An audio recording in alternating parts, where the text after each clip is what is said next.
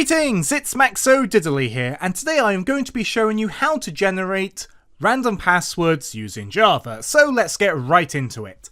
Firstly, make sure you import java.security.SecureRandom because we'll be needing this for this tutorial. Then we're going to do two global variables. One's going to be private static final int, default length equals 14. This is going to be the default length of a password we want to generate.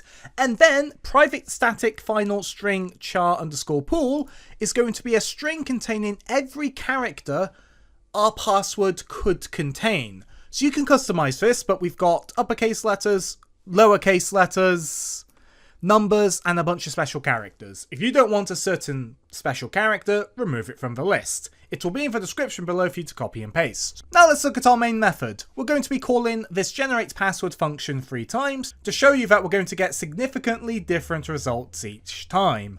So let's go and define our function. So we're going to do public static string generate password int length.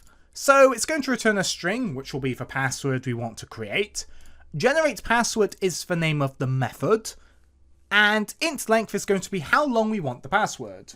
So firstly, we're going to do a little if statement. We're going to do if length is less than 2, length equals default length. So we don't want the user to try and generate a password which is negative characters long or too short. So you can customize this number, but I'm going to do 2. And if it's too short, the length is set to the default length, which is defined in our global variable up here. Then we're going to make 2 objects. We're going to do SecureRandom, random equals new SecureRandom. And you might be thinking, Max, what is this? Well, basically it's a standard Java library that provides cryptographically strong random number generation. It's designed to generate random values with higher levels of unpredictability compared to the normal random class. So if we generate multiple passwords, they're going to be more unique, more random than if we were to use just a random library in Java. Because we want our passwords to be as different as possible, and as unpredictable as possible. So we're using this to generate random numbers, and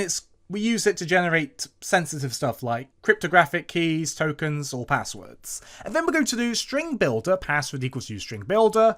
This is going to be putting our string together, which will be for password. We are then going to do a for loop. We are going to do for int I equals 0, I less than length, and I++. We're then going to do int index equals random.nextInt char_pool.length.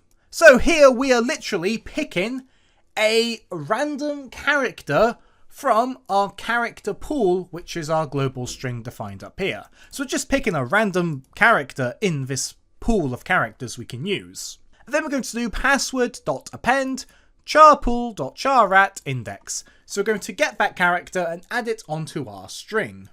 We're going to do this until we have a password that's long enough. Meaning we're going to do this until the password is the length that we want. After that, we are going to do return password.toString. So we're taking the string from this string builder and returning it to where we call the function. So let's save our work and hit play. So we have generated 3 pretty unique and random passwords. As you can see, it uses a combination of special characters, lowercase letters, uppercase letters, and digits. Let's hit the play button a few more times. Again, look how random and unpredictable these are. This is the type of things you could expect from apps that generate passwords, like maybe an antivirus or a password manager. So, thanks for being a great audience, be sure to leave a like and a comment if you enjoyed, and subscribe for more Java tutorials. Thanks for watching.